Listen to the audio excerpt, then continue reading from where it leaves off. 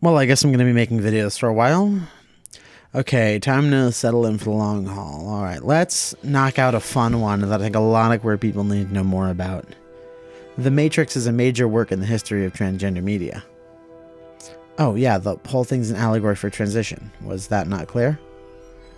Alright, let's do this one more time. The Matrix is the second film written and directed by the Wachowskis. It stars Keanu Reeves and Lawrence Fishburne and was released in March of 1999.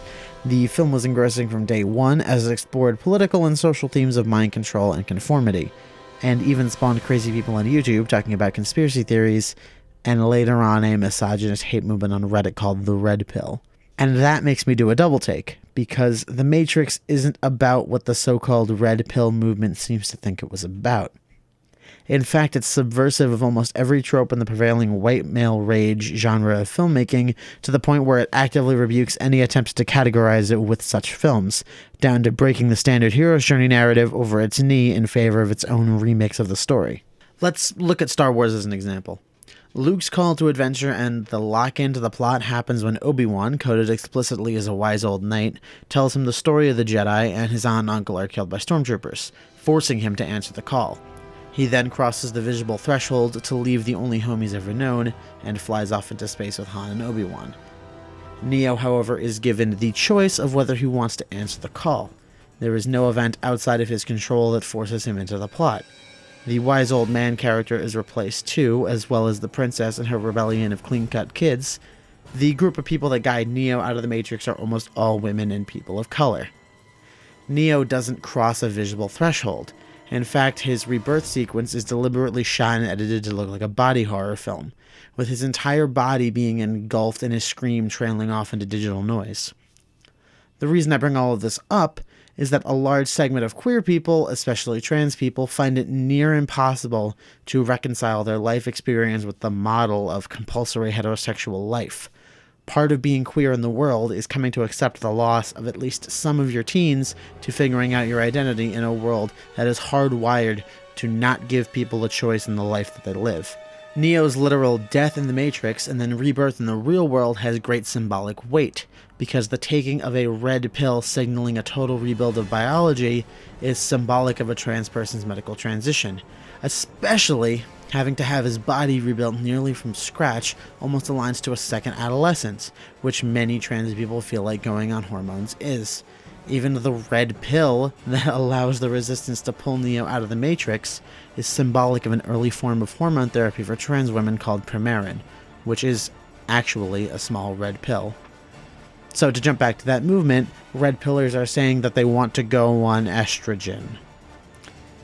Maybe they'll start to understand how women think if they all just become women.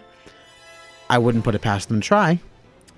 But even aside from the medical and physical aspects of the trans experience, it's the social aspect that makes The Matrix stand out for me as a work of trans fiction. The idea that there was a system around you that was so inconspicuous that no one consented to it, but we all followed it, can be read as symbolic cisgender normativity, something we all apparently signed up for, despite never being asked. The group of people that guide Neo out of the Matrix are all women and people of color, and in the story, it's the character of Cypher who betrays the crew of the Nebuchadnezzar. Cypher is the only one among them who isn't a minority, the only other exception being Mouse, although I have a theory that Mouse is supposed to be neurodivergent. Cypher is also called Mr. Reagan by Agent Smith in the scene of the restaurant when he sells the crew out specifically to Smith, who in universe is the hand of the machines and is coded as the boss of the entrenched systems that maintain the world as it is. And they literally lock human civilization down beyond progress past the end of the 20th century.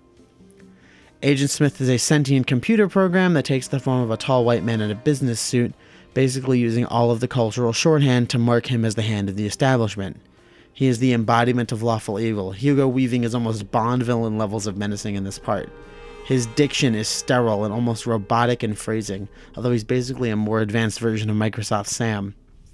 Now, a man named Reagan selling out and killing a large group of explicitly people of color and LGBT-coded revolutionaries in service of a character who is explicitly coded as the hand of the establishment in the system?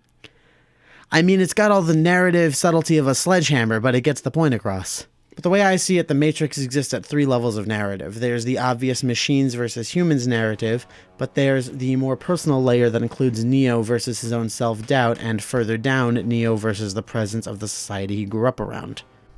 The club where Neo and Trinity meet has a lot of imagery that codes it as an alternative, countercultural, or maybe even LGBT space. I pause on this frame to show that this dude is wearing this leather stripper strap thing. I don't think there's a heterosexual explanation for it. What draws an even more explicit LGBT parallel is that you can't see who's unplugged and who isn't. There's almost 2 different searches going on through the Matrix itself.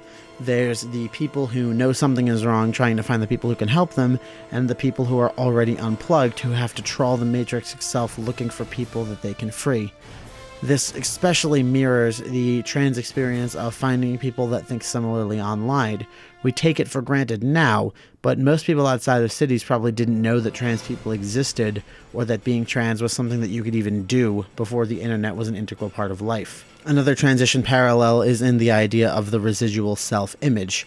Morpheus explains it like this. Your appearance now is what we call residual self-image. It is the mental projection of your digital self.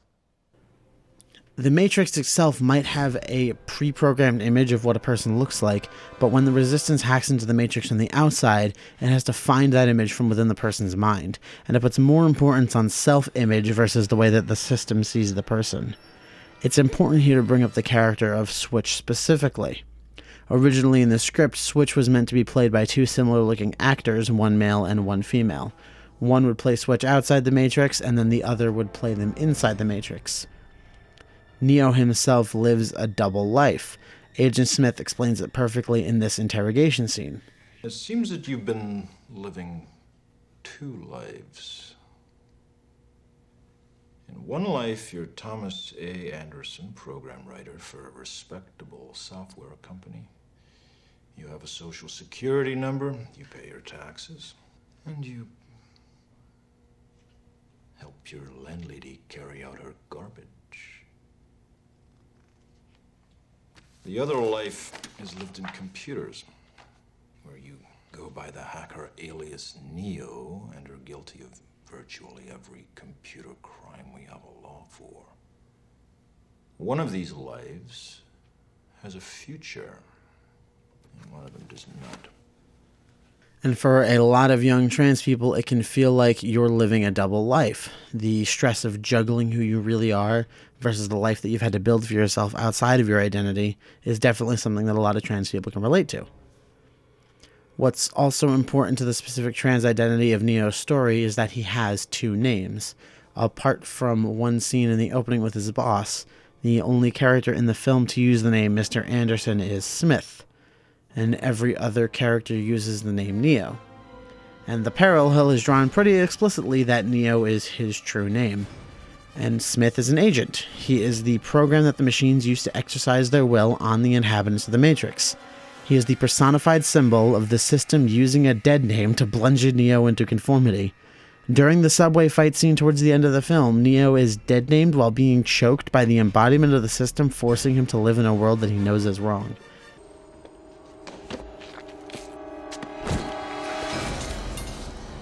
You hear that, Mr. Anderson? That is the sound of inevitability. It is the sound of your death. Goodbye, Mr. Anderson. My name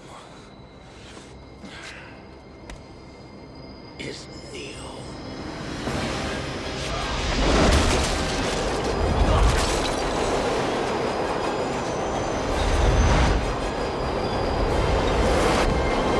And the subway fight scene is easily the most symbolically loaded one in the film. The story behind it is what closes the deal for me on this being a story of trans acceptance. In a speech in 2012 to accept the Human Rights Campaign Visibility Award, Lana Wachowski details a night where she almost committed suicide by jumping in front of a subway train. I'm going to roll just this clip here, but her entire speech is worth watching. There's going to be a link in the description. After school, I go to the nearby Burger King and I write a suicide note. It ends up being over 4 pages.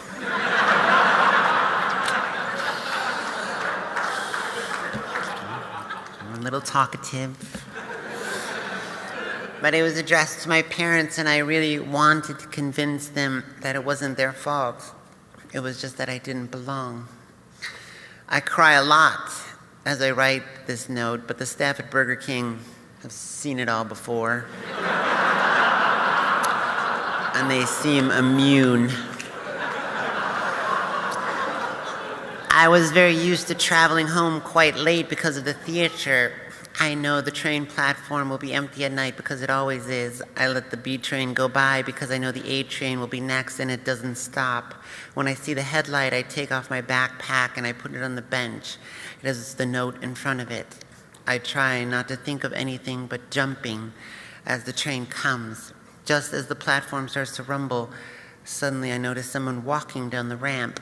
It is a skinny older man wearing overly large 1970s square-style glasses that remind me of the ones my grandma wears. He stares at me the way animals stare at each other. I don't know why he wouldn't look away. All I know is that because he didn't, I am still here. So let's break this down. We have Agent Smith, who is using literally every visual signpost for the cis-straight white authority, effectively the personified form of social oppression, holding down and deadnaming the protagonist, who is coded as a trans person, in front of an allegory for one of the writer-director's suicide attempts at the hands of gender dysphoria, and to me this literally could not be more obvious. The way that Neo breaks out of the situation is asserting his name against the embodiment of the cis authority. Looking at it now, within the context of the Wachowskis and their transitions, it is obvious to me what is going on in this film. It is one of the most important works of science fiction filmmaking of all time, and it directly addresses themes of finding oneself and rejection of an establishment that denies people of their identities.